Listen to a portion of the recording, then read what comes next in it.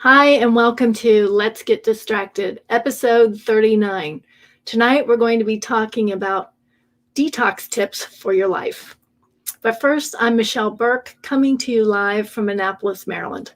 Many of you know that after 30 years in the corporate tax world, I went out on my own last January and formed Health and Taxes. There are only two things certain in life: death and taxes. I'm here to help you flip that to health and less taxes. I come to you live both on Facebook and YouTube. And if you're catching this in replay, please go on my YouTube channel, Health and Taxes. Subscribe, like, share if you find this content enjoyable and valuable. I come every Sunday night to bring you something health related, get you distracted from the television, and bring you something educational. And tonight I have a really special guest, Kristen Coffield. Welcome, Kristen. Hi, Michelle. I am so happy to be here. I'm a huge Dorothy Parker fan. So, health and taxes, is a cute riff on, death and taxes. And Dorothy Parker lived fast and hard. So I think it's really appropriate to just talk about the fact that there's only two guarantees in life, and that is when you're born, you get the birth card, and when you die, you get the death card. But what you do in between, a lot of that is completely up to you and the choices you make. So true, so true. So, Kristen, let me give our guest a little bit about your background. So, Kristen Coffield is a culinary disruptor on a mission to change our relationship with food. As the founder of the CulinaryCure.com, she simplifies health into doable daily habits that hold the key to enhanced wellness, disease prevention, and contribute to living younger, longer, and better. She believes that creating powerful culinary habits is a superpower for productive, purpose-driven humans. I have to agree with that. Kristen is a regular contributor on Good Morning Washington, ABC7, and Fox 5, where she inspires and motivates viewers to take charge of their health. Kristen's articles, videos, books, and recipes are available at theculinarycure.com, and you can follow her on Instagram for daily wellness tips at Kristen Coffield on Instagram. So with that, welcome, Kristen. It's really a pleasure to have you here. Thank you. And I'm happy to be here. And I love the fact that you have taken two of my favorite things, which are the fact that I hate money things. Money is stressful to me. And it's something I never got good messaging growing up about money. I never learned how to kind of hack money and understand how to use it as a tool. But everything you talk about with money is exactly what I talk about with food. And so many people never got good messaging about food and how to use food as a tool to live their best lives. So I think, together we kind of tackle a couple of really big challenges that almost everybody faces. I mean, very few people kind of have the culinary part nailed and the money part nailed. Yeah, you're right. Those are two of the most important things to understand. And you're right, our upbringing doesn't always help us with that. And sometimes we get programmed to think we're not good at either. So tonight we have some tips that we can share about detoxing and how to improve on both of those aspects. But first, Kristen, tell us, our listeners, a little bit more about you. What got you on your journey to Culinary Cure? So anybody that knows me would say I was that mom who, 35 years ago, I was telling people, hey, we've got to be taking probiotics and, we need to be eating apples that haven't been sprayed with alar. And, we've got to be really careful about indoor air pollution. I have a long history of taking a deep personal interest in how our environment affects our wellness. And my actual background is food. So I had a catering business in Washington, and I catered congressional fundraisers for over a decade.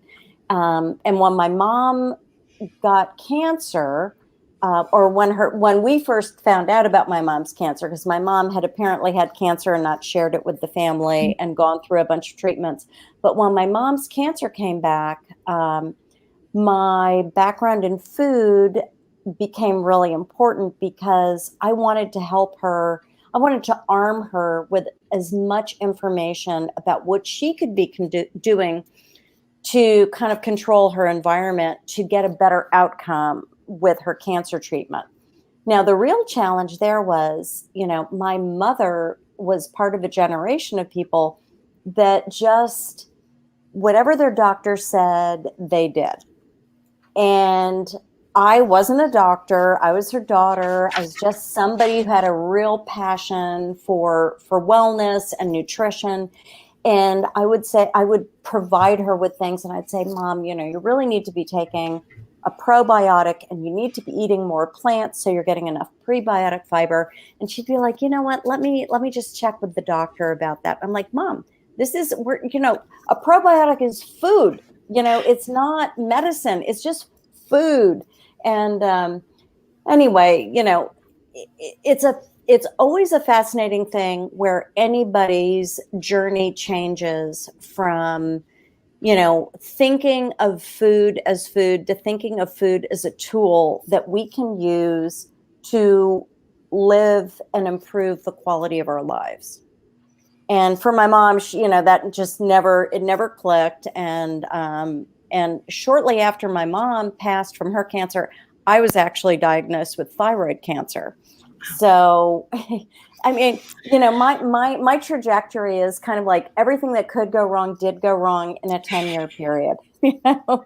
My mom died of cancer. My dad died of Alzheimer's. I was diagnosed with thyroid cancer.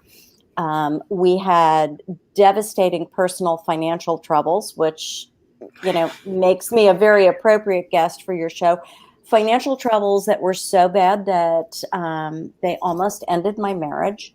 And then my dog died, and the last kid went to college, and, it was just like, oh my God, you just almost can't wake up, you're like, what's going to go wrong today? Yeah. And here's the really, really difficult part of this whole thing. Whether it's financial trouble or wellness trouble, it doesn't happen overnight. It's a slow journey down. And what happens is that one day you literally wake up and you're like, how did I get here? Because you're not aware of all the little incremental things that happened along the way. So that's why your show, Health and Taxes, is so aptly named. If you don't have your health, you can't enjoy your wealth. And if you are not taking care of your finances, you will ruin your health worrying about your wealth. So it's really, so tightly woven together that you almost can't separate the two. I mean, don't you find that with your business and your businesses? And yeah, I find that so true, and on so many different levels. And an example, small business owners are often doing it because they want their financial freedom and they want all these things, but they get so involved in their small business that they're not taking time for their health. So then, okay, maybe they get the financial freedom eventually, but then they're not healthy enough to enjoy it. So yeah, it can be very much like that. So I appreciate you sharing your story with us. And it often is a trigger or multiple triggers. And you were already on kind of a health and wellness journey. But one of the things that you mentioned that I wanted to stress, because I hear it a lot, is I'm going to talk to my doctor, I'm going to see. But what I've learned in my health journey is that doctors get very, very little training in nutrition. And there's a big push by a lot of different educated doctors to push nutrition. But, the average doctor takes one class in college on nutrition. That's it. Yeah. Yeah. And so just trying to, I think there's a lot more people out there looking for better nutrition and what is the right thing. And there's so much misinformation. And more doctors are trying to get it, and they're trying to get it into the programs. But right now, you kind of have to take it upon yourself and not just listen. Doctors serve a purpose, but you can't just listen to them, right? Well, I think you have to look at where our information is coming from, because so much of our wellness information is coming from private interests that have a stake in selling us something. So it's a much, wellness overwhelm is a real thing.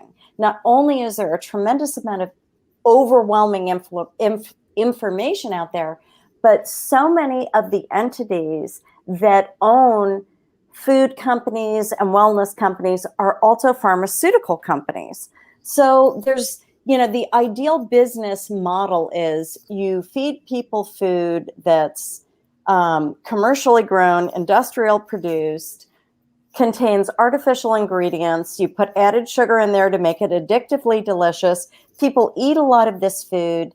It's actually not good for us. So we develop lifestyle diseases. So lifestyle diseases are diseases that come from things like being sedentary, eating too much sugar, eating too much processed food, spending too much time, on screens.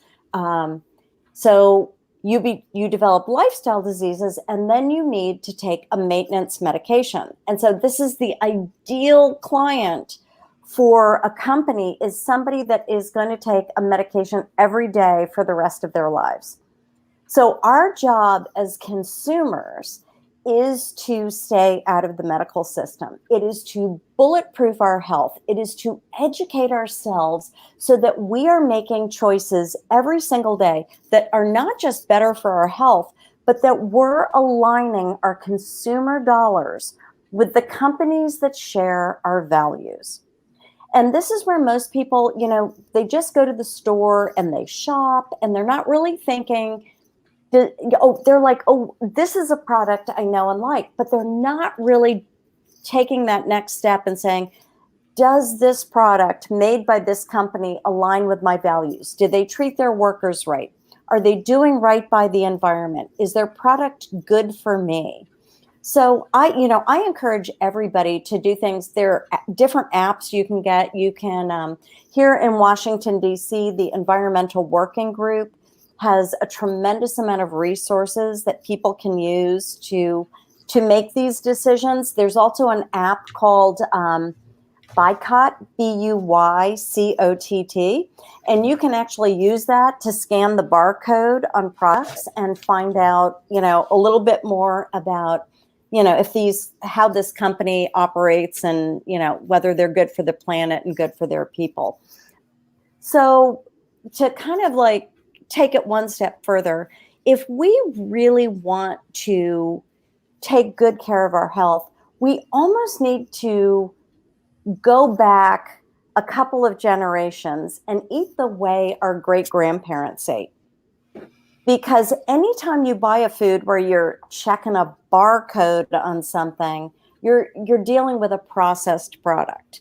And that's where we really get into trouble. We get into trouble when we're using a lot of processed products, because processing in and of itself means we're changing the structure of the food we're eating. When what we really need to do, it's really not that complicated. We need to eat whole foods.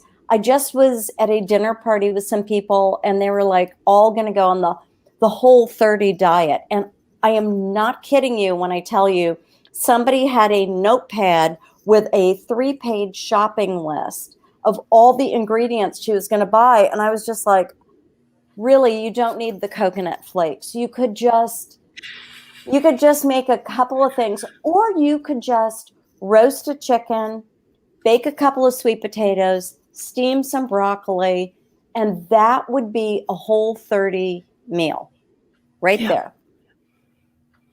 I love that. Such a simple tip to just start cleansing our bodies and eating healthy is keep it simple. And you're right, processed foods, they weren't there, and we can see it. You can see it in the American bodies. There's between an processed absolute food and sugars. There's an And absolute trajectory between artificial ingredients and processing in our food and the quality of the health that Americans are experiencing. And the obesity epidemic is totally linked to the use of, all these sugars and artificial sweeteners. I mean, there's no denying that. Artificial sweeteners make you fat. Liquid sugars make you fat. They steal your health by making you pre-diabetic or diabetic. But here's where it gets really tricky for people. The intent is good to change and want to make these positive wellness changes. But what makes it so hard is that our gut, our microbiome, calls the shots. And the bacteria in our gut that we're feeding, so when you eat a lot of sugar or processed foods, you're feeding the bad bacteria in your gut. And when you feed the bad bacteria in your gut, so our brain sends a couple of hundred signals to our gut a day, but our gut sends thousands of signals a day to the brain. That's the gut-brain axis. And it like goes up the vagus nerve in the back. It goes up our spine from our gut to our brain, and it sends all these messages about what we should be eating. Now, the brain also controls things like, so many of the fluids in our body, so the brain is sending signals for the body to do specific things as well. So what we've done is we've confused all this messaging. So we've got all this bad messaging being sent to the brain, and then the brain is sending bad messaging to the body.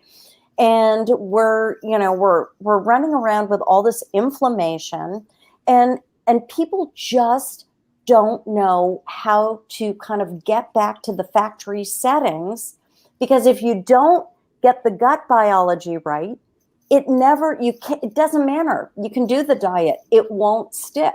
You've got to actually change your microbiome. You've got to actually populate. You've got to detox from this bad bacteria, the heavy metals, the artificial ingredients, the pollutants that are in our body. We've actually got to get those out so that we can reset this microbiome to send the right messaging.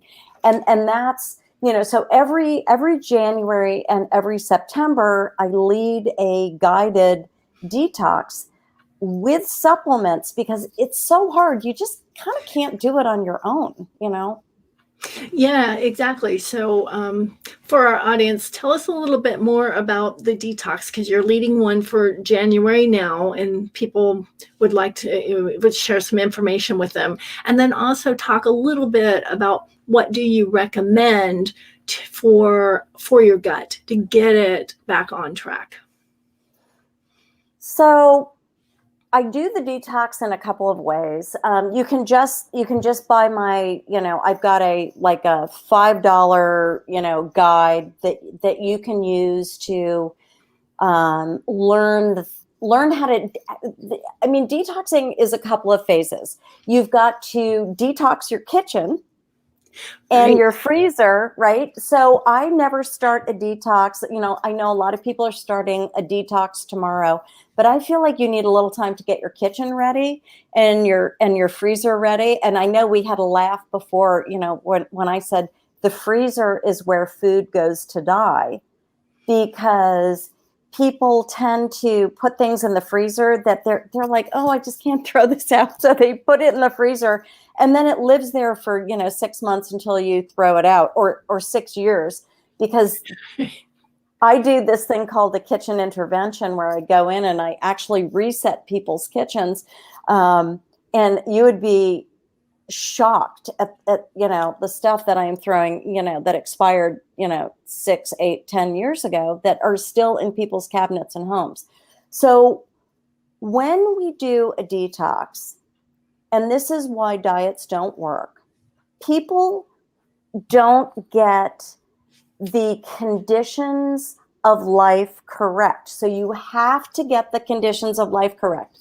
Your kitchen has to be set up to support you if you're wanting to make changes. You can't have the enemy in the house. So you've got to get rid of the things that, like there's nothing in my kitchen that I could get in trouble with, like literally you've got to set your kitchen up where you're filled with fresh fruits and vegetables, and you've got nuts and things like that, where you've got your water filter and all of that stuff. The next step is you've got to actually start to detox your habits before you actually start to detox your organs. So you've got to kind of dial back just a little bit from things like caffeine and alcohol. And I know that's really hard for people. And especially with COVID-19, a lot of us have been, wine every day has become very habitual. Coffee every morning is very habitual. You can do anything for 30 days and you don't ultimately have to give up wine and coffee. But if you can give them up for 30 days so you can kind of figure out how to appropriately fit them into your life, you're going to enjoy them so much more.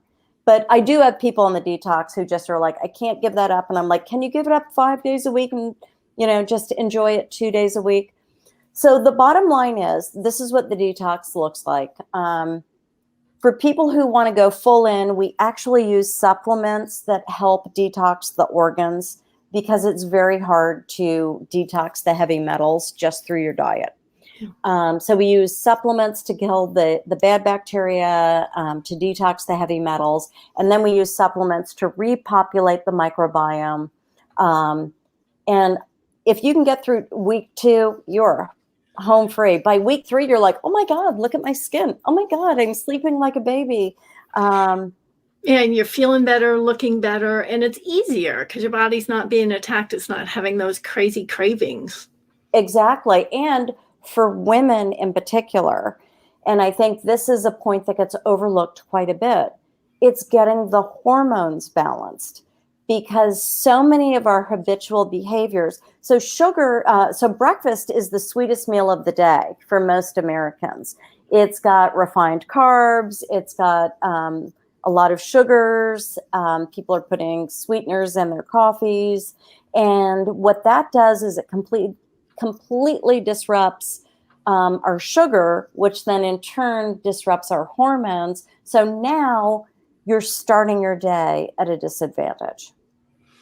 Right. So important to get your day started and off. As women, we need to be like, we need to be harnessing our superpower to start each day. We don't need to be like trying to catch up. We need to like hit the ground running.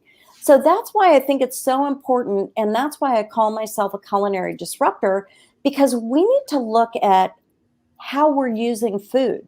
Food is a tool that we can use to be more productive, to look better, to feel better, to have more energy, to have more mental clarity. It's not just talking about it. It's not just buying foods that are better for you. Just because it doesn't have sugar, it's sweet without having sugar, doesn't mean it's good for you. If there are artificial ingredients in your food, they're still not food. Absolutely. Yes. And they create inflammation in our bodies. And inflammation is linked to every disease you never want to have. So if your goal, like my goal, is to stay healthy and avoid getting COVID-19, I'd like to get the vaccine, and get to that place. But my goal right now is to stay out of the medical system. The medical system is overloaded. So our job is to eat a more plant-based diet, to stay well hydrated. Hydration is the low-hanging fruit of wellness. So if you're having food cravings, there's a good chance you're partially dehydrated because you're not drinking enough water. Your body doesn't know if it's thirsty or hungry. So it's sending these signals and you're like, oh my God, I need to eat this bag of, potato chips right now, immediately. Yeah. So, Kristen, you threw out a lot of great tips there for us: staying hydrated, taking care of your gut health, some of these detoxing tips. So, I just want to let our listeners know I will post the links on how to get into Kristen's 30-day detox, and you can do that with or without additional guidance. Both are available options. Her website is already posted here, but I'll post that below as well so you can get more information on that. And Kristen, let's take just a minute. You had recently had your second book come out, and I know it's just a great place to just have little reminders, little tips. So tell us about it a little bit. So my book is, I'll show it to you. How Healthy People Eat, an Eater's Guide to Healthy Habits. And it's actually, I tried to make wellness simple to understand. So like, I have a friend who's got a 6-year-old who loves this book because it's very visual and pretty. And I have another friend who, because of its small size, put it on the back of the toilet. And she said, oh my God, my husband he's like picking the book up and reading it, all the time. And he's saying things to me like, did you know that lentils are like a superfood? So, wellness doesn't need to be complicated. It needs to be, life is complicated enough. If we can make wellness and finances simpler and easy for people to understand, and make it smart for them. Like, it's got to make sense. So the little things, and I know it's exactly the same with money, the little things we do over and over again add up to our wellness destiny or our financial destiny. So learning how to hack those habits and make them work for you and not against you. I mean, I am one of those people, if anybody ever says to me, if you just drink more water, your skin will look better and you'll feel better. I'm like, why wouldn't I do that? Right. It's so much easier to harness the power of those habits now than to try to go back and fix it later. And it's never too late to start. So, with wellness, I just say to people, start with the hydration. I think my book makes it, super simple for people to enjoy it. And this isn't a diet. This is not a diet. This is just a book of information anybody can use. But start now, don't wait. Don't put it off. I think that's such a great message. And I will also post the link so people can check out your book. And what I love about it is it's just, you can just read one page because it's just a tip. It's just something to think about, or you can read the whole thing. But I like the idea of having it lie around, because if you do just read the whole thing, you always need reminders. So you could just pick a day. Oh, today's about lentils. Today's about hydration. Today's about putting lemon in my water. Things to remind you to change those daily habits. So, Kristen, you've given us a lot of great information, a lot of things to think about. As we wrap up here, any final comments that you would like to share with our audience? Well, I would invite anybody that wants to just reach out to me, because I have a lot of free information at theculinarycure.com. So, you should feel free to go there and take advantage of all the free downloads and sign up for my newsletter. It's, I don't spam you, but when I think I have something important to share, I share it, and I share recipes and blog posts that are valuable. And Michelle and I both share a lot of the same passions for, living in a very aligned way, just kind of aligning our habits with our big picture goals. And when you do that, things just fall into place. And whether it's your wellness or your finances, I think that's, my biggest tip is align your habits with your big picture goals. Absolutely, Kristen. I think that's a great message. So I want to thank you so much for being on the show tonight, sharing all that you shared. For our listeners, I will post links below in the comments so that you can reach out to Kristen. Feel free to add comments here. She'll follow up and answer any questions you might have. I appreciate all of you for watching live. And like I said, you can catch the replay also on YouTube. But thanks for joining us tonight, and please join us again next Sunday at 7:30 for Let's Get Distracted. Have a good evening.